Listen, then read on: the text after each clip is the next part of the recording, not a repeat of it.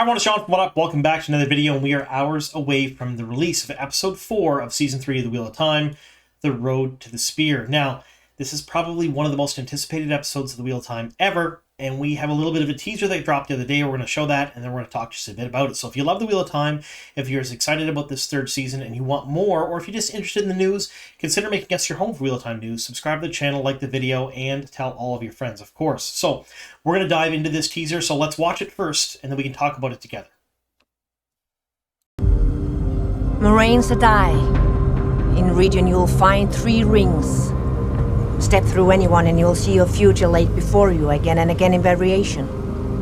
You will see 1,000 turns of the wheel. And through this you will know, without doubt, some things that must be for you, and some that must not. Brand Al Thor. In the glass columns you will walk the footsteps of your blood ancestors. Each step forward, a step backward through time. Sometimes dozens of years, sometimes hundreds. To lead is to know where you came from, to understand the blood in your veins. All right, folks, pure chills as far as I'm concerned. I can't wait for this episode to come out and everyone see it. So if you haven't noticed already, we have a little spoiler hand up there now. You folks know the drill. Everything from books 1 to 5, either World of Fires of Heaven, we're going to spoil, we're going to talk about things, so that's out of the way. But I do also know a lot of you out there have not read the books and enjoy my channel and watch these videos for the extras. So little bits, tidbits from the books that you may not have, you haven't read them, but they're helpful or they're interesting to you, folks that are watching the show. If you haven't read the books, you may not fully comprehend or understand what it is you're walking into in the next episode. This is a defining moment in the series. It is one of 6 or 7 moments in the entire series which fans not only remember fondly, love, and reference quite often, but it's one of those moments that has to be done right and has to be shown in a certain way for people to be happy about it. A lot of time and attention has to be done and taken to this, and from what we have seen so far publicly, so we have seen bits of Rand's journey and bits of Moiraine's journey from the teaser trailer, the trailer, and stills they've released. I'm very excited, and I know a lot of you out there are too. So what is it we're going to see here? Well, it kind of really explained it in that clip. Rand is entering Rhuidean, and so is Moiraine.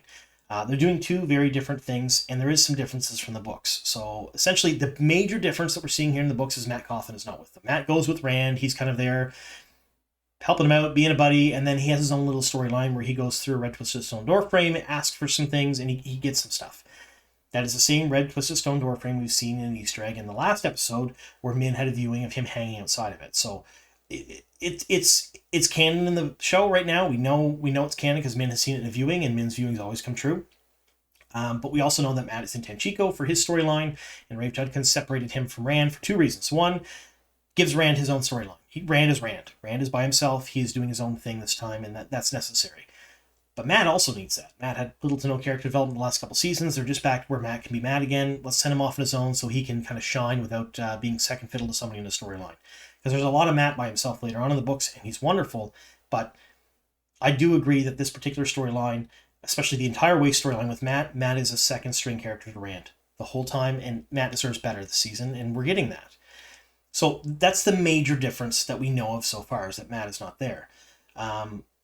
So in the book series, Moiraine goes through the rings. Now, we've already seen Moiraine go through the rings, and it was referenced here in this clip when she was talking to the Wise Ones, and she gets to see a number of different futures. Now, we don't actively walk through those futures in the books. It's not one of those things where we have a whole chapter or a couple of chapters to that point of view. It's something that's referenced later on. Moiraine talks about it a bit. She tells some stories. We get little tidbits of things she had done, but it's not a full-blown point of view chapter from her going through this. And I'm excited because we're going to get to see it on screen. So one of the things I do like about changes from the books to the show is when they show us things that we didn't see in the books that happened off page. And this is one of those times. We're going to get to see this, and we know we are because we saw that fancy camera work where they're going up and over, kind of in a circle around Moiraine through all of her different lives. Now, we've seen that in the trailers. We've seen it in the promotional material and little tidbits and stuff they've released already. So it's happening, folks. And I, for one, cannot wait for it to happen. It's going to be absolutely wild. And Rafe Judkins and Rosamund Pike, I keep calling her Moiraine. She is Moiraine, of course. have referenced this a number of different times in articles and in interviews. They said that they did some fancy camera work, and it's going to be something that's really interesting to see and something new to them. They haven't done this before, and it worked out really well, they thought. The next thing we're going to see here is Rand walking through the glass columns. It's like a giant Terran Grial. He's going to walk through them, and he's going to walk backwards through his ancestors' lives. And we are going to get to see the history of the Aiel unfold from modern day all the way back to the Age of Legends when Land and Fear was still Mirian. And that's what happened in the book series. We've seen tidbits of this in the trailers and the teaser material, stuff they've released, all the official stuff, so we know it's happening. And I did a leaks video, I want to say about a year ago, talking about how Yosha Strowski was wearing prosthetics on set and playing all his ancestors. So I did that. So we know that's going to happen as well.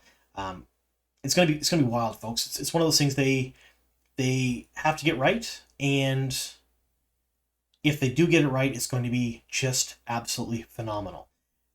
This will be, in my opinion, probably a defining moment this season. Yes, this is episode 4. Yes, this mid-season finale, whatever you want to call it. I don't like using those terms because, folks, 8 episodes is not a season of TV to me. It never has been. It never will be.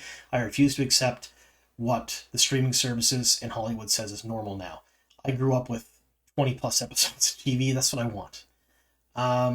Is it doable for a show like The Wheel of Time? Probably not. I'm realistic here, folks, but I want more. But it's one of those things where, yes, it is really a mid-season finale. We're talking halfway through the season. And if they knock this out of the park, I think you're going to see such a spike in viewing numbers for this episode versus the first 3 episodes. It's going to be wild. And you're saying, well, John, the first episode was amazing. There were some great things happening in episode 2 and episode 3. Like, why are you talking about a big spike here? Folks, this is where a lot of book readers are going to come back. I've been saying this for months and months. I have been talking about season 3 is going to bring a lot of book readers back into the fold that didn't like the first 2 seasons. And we've seen that. I've seen that here on the channel. I've seen it in the community. A lot of people who dislike the first 2 seasons are thoroughly loving and enjoying this season. That isn't to say everyone is. I'm still getting the occasional nasty comment here and there on the channel about how terrible the show is and whatnot. And you're allowed to like what you like, folks. You're allowed to not like what you don't like, right? But we've seen a large number of people come back in and really enjoy the show so far. This episode, I think, will increase that number a lot if it's done right. So it's one of those things. You don't want to miss this. I'm as excited for it as can be because it is going to be good. That's all I'll say. There's a reason I rated the entire season as a 9. There's a reason I said I gave multiple 10s in my reviews. Episode 1 got a 10. Episode 2 and 3 both got, I believe, 9s. I gave them 9s. There's more 10s this season, folks. And you'll see my review tomorrow after the episode drops. But for now, we'll wait in anticipation for this episode to drop. We'll get to see Rand, see his past lives. We'll see the history of the Aiel. We'll get to see Moiraine's future lives. And maybe a few other treats and surprises along the way, too. I can't wait. So let me know in the comments down below exactly what you want to see this episode, what you hope they include, and how they do it. And thank you so much for sticking with me here at the very end, folks. Here's to many more.